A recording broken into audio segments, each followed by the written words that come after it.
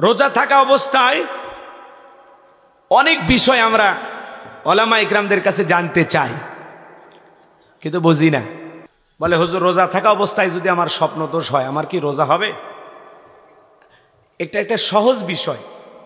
রোজা থাকা অবস্থায় যদি আপনার অজান্তে স্বপ্নদোষ হয়ে যায়, দিনের বেলা হঠাৎ করে ঘুমাইছেন, স্বপ্নদোষ হয়ে গেছে, আপনার রোজা ভাঙবে না। অনিচ্ছাকৃতভাবে যদি স্বপ্নদোষ হয়ে যায় তাহলে আপনার রোজা ভাঙবে না। অনিচ্ছাকৃতভাবে যদি খাবারও খান তবু রোজা ভাঙবে না, কিন্তু ইচ্ছাকৃতভাবে খাইলে অবশ্যই রোজা ভেঙে যাবে। বলে হুজুর, রোজা থেকে স্ত্রীকে জড়িয়ে ধরতে পারবো? আমি তখন বললাম কোনো সমস্যা নেই, স্ত্রীকে জড়িয়ে ধরতে পারবেন যদি নিজেকে কন্ট্রোল করতে পারেন। কথা কয় না কে? নতুন বিয়ে করেছেন, খবরদার,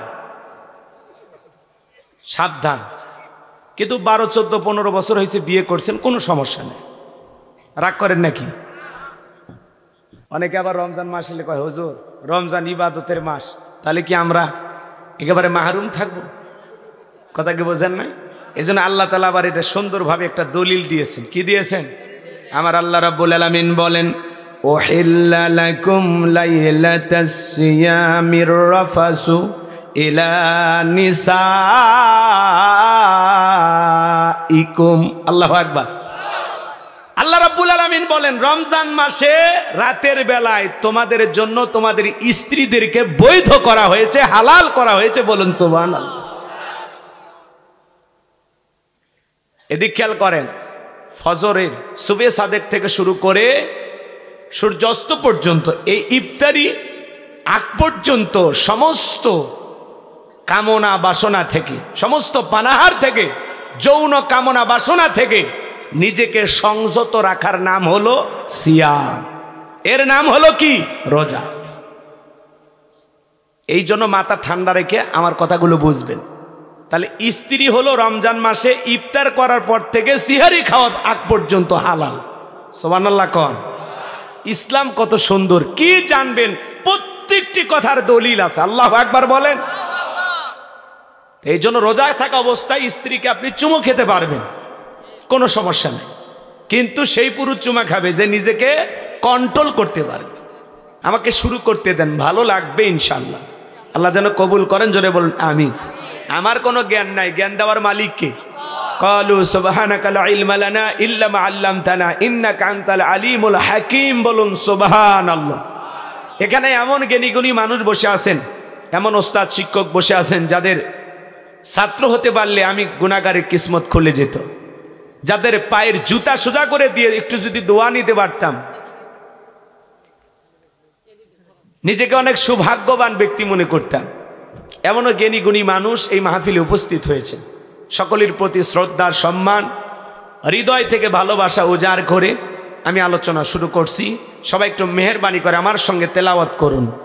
আউযু বিল্লাহি মিনাশ শাইতানির রাজিম। বিসমিল্লাহির রাহমানির রহিম।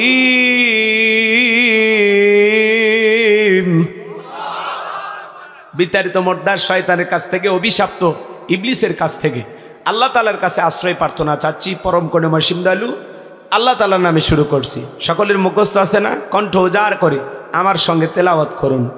ইন্না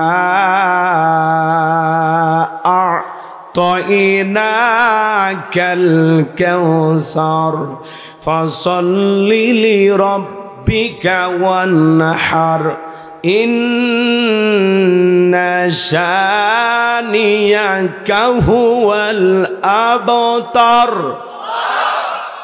যে কোনো আয়াত বা সূরার তাফসীর করতে হলে কোন প্রেক্ষাপটে, কোন সময় আল্লাহ তাআলা সেই সূরাটি বা আয়াতটি নাজিল করেছেন, সেই নাজিলের প্রেক্ষাপট জানার দরকার আছে না নাই? আরবিতে বলা হয় শানে নজুল। যদি শানে নজুল আলোচনা করা হয় তাহলে তাফসীর বুঝতে সহজ হয়। তাহলে সূরা কাউসার বিশ্বনবীজির উপরে আল্লাহ তাআলা কোন প্রেক্ষাপটে, কোন সময় নাজিল করেছেন, সেই নাজিলের প্রেক্ষাপটটা কেমন ছিল একটু তুলে ধরার দরকার আছে না নাই? আমি কি শুরু করব? কষ্ট হবে না তো ইনশাআল্লাহ? তাকবীর দেন, লিল্লাহি তাকবীর। সম্মানিত ভাইয়েরা আমার, বিশ্বনবীর প্রিয় সাহাবী হযরতে আনাস রাদিয়াল্লাহু তাআলা আনহু বলেন, নবীজি কাবার হাতিমে হেলান দিয়া বসা।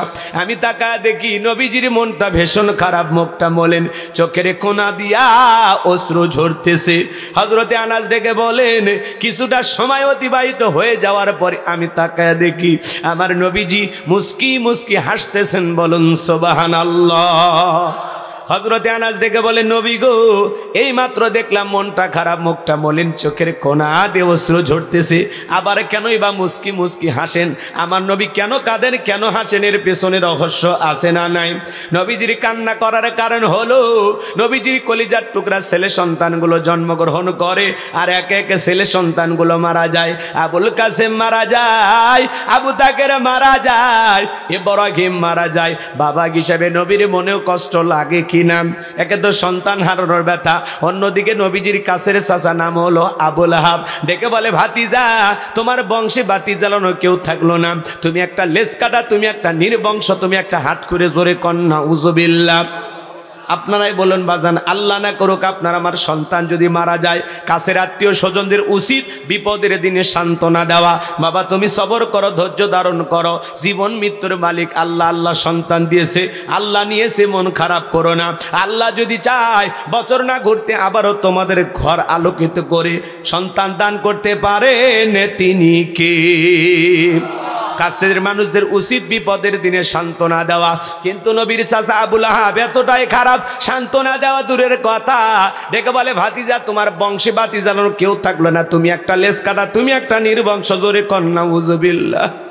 আমার ভাইরা দিল দিয়া কথাগুলো বুঝবেন। নবীজির ছেলে সন্তানগুলো কেন মারা গেল, আল্লাহ তাআলা কেন তাদেরকে শিশুকালে উঠিয়ে নিলেন, এর পিছনে কারণ আছে না নাই? জোরে বলেন আছে না নাই? অনেক পয়গাম্বরের সন্তান জীবিত ছিল প্রাপ্ত বয়স পর্যন্ত, যৌবন পর্যন্ত, কিন্তু নবীজির একটা ছেলে সন্তানও কেন জীবিত থাকলো না? আল্লাহ তাআলা তাদেরকে কেন শিশুকালে উঠিয়ে নিলেন? এর পিছনে কারণ আছে তিনটি। জোরে বলেন কয়টি? নবীর উম্মত হিসেবে জানতে মনে চায় না নবীজির ছেলে সন্তানগুলো আল্লাহ তাআলা কেন শিশুকালে উঠিয়ে নিলেন? কি সেই তিনটি রহস্য, কি সেই তিনটি কারণ? কারা কারা শুনতে চান দুই হাত তুলে আল্লাহকে দেখান। লিল্লাহি তাকবীর। হাত নামান, আমি করব ওয়াজ, আপনারা দেবেন আওয়াজ, জবাব দিবেন ঠিক ঠিক, আলোচনা হবে কমপ্লিট। শ্রোতাদের স্পিরিটে বারে বক্তার হিট, আলোচনা হবে জায়গা মতো ফিট। আগে বলতাম কিছু আজ প্যান্ডেলে, কিছু আজ অ্যাঙ্গেলে, এখন আর অ্যাঙ্গেলে না, যা বলবো সব ডাইরেক্ট। অ্যাঙ্গেলে বলার দিন শেষ, ডাইরেক্ট বলার বাংলাদেশ। কথা বলেন ঠিক কি না? দিন বদলাইছে, দিন বদলাইছে। একটু অপেক্ষা করেন, সামনে গেলে একটু মাঝে মাঝে নাড়াচাড়া দেবো, রাগ করবেন না তো? জি জি, জানো অতীতের ইতিহাস আপনারা ভুলে না যান, এজন্য একটু হালখাতা করবো মাঝে মাঝে। 16 বছরের কাজ আদায় করা লাগবে, মনে অনেক দুঃখ, কথা কয় না কে? একটু অপেক্ষা করেন, রাত যেহেতু 12টা পার হয়ে গেছে, আমারও মাথা কাজ করবে না, আপনাদেরও মাথা কাজ করবে না, কিভাবে জাগ না রাখা লাগবে সেই কাজ মাঝে মাঝে করা লাগবে। কি বলেন? হাসতে রাজি আছেন, কাঁদতেও রাজি আছেন? কি সবাই মিলে আমরা জান্নাতে যেতেও রাজি আছি তো ইনশাআল্লাহ? বাস এরকম লোক দরকার। জাহান্নামে আমরা কেউ যেতে চাই? খারাপ কোনো কাজ করতে চাই? মাশাআল্লাহ, খুব অ্যাক্টিভ। জি চলেন। নবীজির ছেলে সন্তানগুলো আল্লাহ তাআলা কেন শিশুকালে উঠিয়ে নিলেন, এর কি পিছনে কি সেই তিনটি কারণ, কি সেই রহস্য যদি আমি বলতে চাই, 3 নাম্বার আয়াতের আলোচনা করা লাগবে। আমি কি 1 নাম্বার আয়াত বাদ দিয়ে 3 নাম্বারে যাব, নাকি আস্তে আস্তে শুরু করা যাক? ধৈর্য আছে তো ভাই? ধৈর্য আছে তো ইনশাআল্লাহ? আমার ভাইয়েরা, তাহলে একে তো সন্তান হারানোর ব্যথা, অন্যদিকে আপন মানুষদের সমালোচনা, আবার অন্যদিকে সাহাবায়ে ইকরাম যারা ইসলাম ধর্ম গ্রহণ করে কাফির বেঈমান তাদের উপর নির্যাতন জুলুমের স্টিম রোলার চালায়। হযরতে বেলাল তখনও কালেমা পড়ে মুসলমান হন নাই। নবীজি রাতের বেলায় দারুল আরকামে বসা, হযরতে বেলাল বিশ্ব নবীর দরবারে উপস্থিত হয়ে গেলেন। নবীজির চেহারার দিকে তাকাইয়া ডেকে বলেন, নবী গো, আপনার চাইতে সুন্দর মানুষ আমি জীবনে কোনোদিন দেখি না। একটু জোরে কোন সুবহানাল্লাহ। আপনার আমার নবী কতটা সুন্দর ছিলেন জানেন? হযরতে জাবের রাদিয়াল্লাহু তাআলা আনহু বলেন, পূর্ণিমা রাতে আমি রাসূলের বাড়িতে গিয়েছিলাম, সেদিন দেখেছিলাম চাঁদ উদয় হয়েছে দুইটা, একটা চাঁদ আসমানে আর একটা চাঁদ জমিনে। হযরতে জাবের ডেকে বলেন, আমি একবার আকাশের পূর্ণিমার চাঁদের দিকে তাকাই, আর একবার বিশ্ব নবীর চেহারার দিকে তাকাই। ওই আকাশের পূর্ণিমার চাঁদের চাইতেও বিশ্ব নবীকে আমার কাছে বেশি সুন্দর মনে হয়। আপনার আমার নবী কতটা সুন্দর ছিলেন জানেন? আম্মা জান আয়েশা রাদিয়াল্লাহু তাআলা আনহা বলেন, যারা ইউসুফ নবীর চেহারার দিকে তাকাইয়া মিশরের নারীরা ফল কাটতে গিয়ে আঙ্গুল কেটে ফেলে দিয়েছিল, ওরা যদি আমার বিশ্ব নবীর চেহারার দিকে তাকাইতো, শুধুমাত্র আঙ্গুল নয়, আঙ্গুল কাটতে কাটতে হাত কাটতে কাটতে কখন যে নিজের কলিজা কেটে দুফাক করে দিত, মুহূর্তের জন্য টের পাইতো না। আপনার আমার নবী এতটাই সুন্দর। আম্মা জান আয়েশা বলেন, ও দুনিয়ার মানুষ, তোমাদের সূর্য আছে, আমি আয়েশার সূর্য আছে। তোমাদের সূর্য উদয় হয় দিনের বেলায়, আমি আয়েশার সূর্য উদয় হয় রাতের বেলায়। আম্মা জান আয়েশা একদিন রাতের বেলায় সেলাইয়ের কাজ করতেছিলেন, হঠাৎ থেকে হাত থেকে সুইটা পড়ে গেল। বাতিতে কোনো তেল ছিল না, বাতি জ্বালাইতে পারলেন না, অপেক্ষায় বৈশা থাকলেন। বিশ্বনবী যখন এশার সালাত আদায় করার পরে ঘরের ভিতরে প্রবেশ করলেন, নবীজি ঘরে ঢুকে সর্বপ্রথম আম্মা জান আয়েশাকে সালাম দিলেন। নবী ঘরে ঢুকে স্ত্রীকে কি দিলেন? তাহলে আপনি আমি যখন বাড়িতে ঢুকবো, আপনার আমার ঘরেও নবীজির এই সুন্নত আমল থাকার দরকার আছে না নাই? বাড়িতে ঢুকে বউকে সালাম দিবেন, আসসালামু আলাইকুম রহিমা, কেমন আছো সোনা? ঘরের দরজাটা খোলো না, আমি তোমার লিটনের বাপ, তোমার দিওয়ানা। বউ খুশি হয়ে দরজা খুলবে, কথা বলেন ঠিক কিনা? কিন্তু আপনার আমার ব্যবহার এত মিষ্টি না। বাড়ি যা ধমক মারে, এ রুবেলের মা, এই দরজা খোল, বেশি দেরি হলে দরজা ভেঙে ফেলে দিয়া, আজ তোর পিঠের ওপর কি যে হবি রে। ভিতর থেকে বউ বলে, এটা স্বামী না সেকেন্ড আজরাইল আছে না নাই? বউকে সালাম দিবেন। সালাম আছে যে কানে শান্তি আছে, সালাম আছে যে কানে সমাধান আছে। অনেক বড় বড় ঝামেলা একটা সালামের মাধ্যমে সমাধান হয়ে যায়, কথা বলো ঠিক কিনা? সালামের অনেক দাম। বাড়িতে যা বউকে সালাম দিবেন, হঠাৎ করে সালাম দিলে বউ চমকে উঠতে পারে, কাজে সালাম দিলা, তখন বলবেন ময়লার মা তোরে দিলাম। তখন বলতে পারে, বাপ রে বাপ, আজকে আবার কোন হুজুরের মুরিদ নিয়ে বাড়িতে ঢুকলা, সেদিনই তো উমুকের কাছের কলা চুরি করলা। 2-4 দিন দিতে দিতে অভ্যাসে পরিণত হবে। প্রথমে বউকে সালাম দিবেন, এই জবাকে দিক তাকাও। লোকজন যদি না থাকে বইয়ের হাত ধরে মুসাফা করবেন। জোরে বলেন কার হাত? বইয়ের হাত। পাশের বাড়ি ভাবির হাত না ধরলে ঝাঁটা দিয়ে পিটাইবে। বইয়ের হাত ধরে মুসাফা করবেন। একেবারে যদি ময়দান ফাঁকা থাকে কোলাকুলি সেরে নেবেন। দাম্পত্য জীবনে সুখ আর শান্তি যদি পেতে চান, রসুলের 4টি সুন্নত আমল করা লাগবে। জোরে বলেন কয়টি? স্লোগান শোনেন না? আপনি কি দাম্পত্য জীবনে অসুখী? কথা কয় না কেন? আপনি যদি সুখে থাকতে চান, জোরে বলেন কয়টি সুন্নত বাজান? 4টি সুন্নত যদি আমল করতে পারেন, আপনাদের দাম্পত্য জীবনে কোনোদিন অশান্তি থাকবে না, মৃত্যু পর্যন্ত সম্পর্ক টিকে থাকার গ্যারান্টি। কারা কারা এই 4টি সুন্নত আমল করতে চান? 2 হাত তুলে দেখান। লিল্লাহে তাকবীর। কি সেই 4টি সুন্নত? শুনবেন তো ইনশাআল্লাহ? শুনে আমল করবেন তো ইনশাআল্লাহ? হাত নামান। এখন বলবো না, এখন বলে আলোচনা এলোমেলো হয়ে যাবে।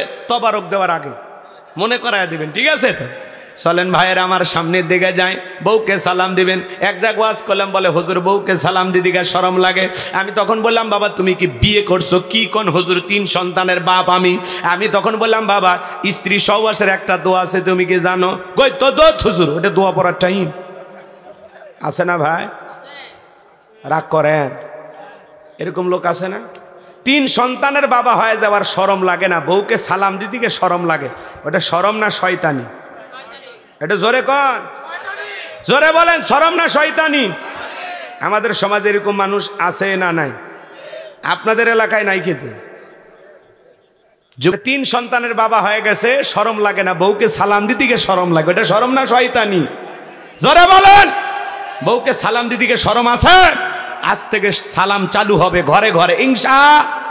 দিয়ে দেখেন, সালাম শান্তি পাবেন, শান্তি পাবেন। আমি বলে দিলাম আপনাকে, আপনি সালাম দেন। স্বামী স্ত্রীর মধ্যে সালাম আদান প্রদান হলে একে অপরের প্রতি শ্রদ্ধা, ভক্তি, বিশ্বাস, ভালোবাসা বেড়ে যায়। আল্লাহু আকবার বলে। তাহলে ভালোবাসা বৃদ্ধি করতে গেলে এই আমলটা করা যাবে তো ইনশাআল্লাহ? সম্মানিত ভাইরা আমার, লম্বা হবে, লম্বা করার সুযোগ নাই, সামনের দিকে যাই। আরো কথা বলার আছে বাজান, আমি গুনাহগার, সে কথা বলতে চাচ্ছিলাম, গভীর মনোযোগ দিয়ে কথাগুলো শুনে যান। আম্মা জান আয়েশা ডেকে বলেন, নবীজি যখন সালাম দিয়ে ঘরের ভিতরে প্রবেশ করলেন, নবীজির চেহারার আলোতে সুইটা কই পড়ে আছে আমি পরিষ্কার দেখতে পেয়েছি। একটু জোরে বলেন না সুবহানাল্লাহ। কেমন নবী পাইছি, নবীর সম্মান মর্যাদা কত জানেন? এক জায়গায় ওয়াজ করলাম, নানা মানুষজনকে জিজ্ঞাসা করলাম, বলেন তো আমাদের নবীর নাম কি? বলে আব্দুল কাদের জিলানী। পীর সাহেবের নাম মুখস্থ আছে কিন্তু কপাল ভরা রাসূলের নামটা বলতে পারে না। এমনও মুসলমান আছে না নাই? নবীর সম্মান মর্যাদা কত জানেন? যে নবী হা বললে তামাম পৃথিবীবাসীর জন্য আল্লাহ পাক হালালে পরিণত করে দেয়, যে নবী না বললে তামাম পৃথিবীবাসীর জন্য আল্লাহ পাক হারামে পরিণত করে দেয়। আল্লাহু আকবার। জমিনে পথ চললে আসমানের এক খণ্ড মেঘ আসে ছায়া প্রদান করে, যেই নবীর চেহারার ওপরে মশা মাছি বড় হারাম। নবীজি যখন ঘেমে যেতেন, আম্মা জানেরা নবীজির দেগের ঘামগুলো শিশির ভিতরে জমা রাখতেন। বিশেষ দিনে নবীজির দেগের ঘামগুলো সুগন্ধি হিসাবে ব্যবহার করা হতো, বলুন সুবহানাল্লাহ। হযরতে আনাস বলেন, নবীজির দেগের ঘামের চাইতে দামি সুগন্ধি জীবনে কোনোদিন আমি আমার নাকে পাইনি, বলুন সুবহানাল্লাহ। নবীজি থুতু নিক্ষেপ করলে সেখান থেকে সুগন্ধি বের হয়। নবী যখন ওযু করতেন, ওযুর পানি দিয়ে সুগন্ধি বের হয়ে যায়।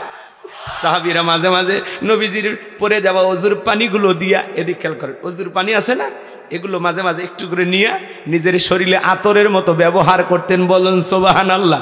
নবীজি যে রাস্তা দিয়ে হেঁটে যায় সেই রাস্তা দিয়ে সুগন্ধি বের হয়। আল্লাহু আকবার।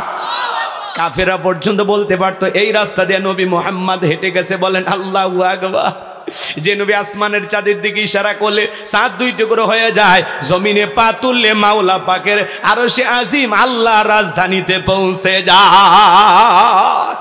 যেই ছাগলের স্তনে দুধ নাই, বিশ্ব নবীর হাতটা লেগে গেলে দুধে পরিপূর্ণ হয়ে যায়। যেই খাবার 2-3 জন মানুষ খাবে, ওই খাবারে যখন বিশ্ব নবীর হাতটা লেগে যায়, শত শত মানুষ খাবার খেয়েও যেমন খাবার তেমনি থাকে, বলুন সুবহানাল্লাহ। যেই নবীর চেহারার দিকে তাকাইলে পেটের ক্ষুধা নিবারণ হয়ে যায়, বলুন সুবহানাল্লাহ।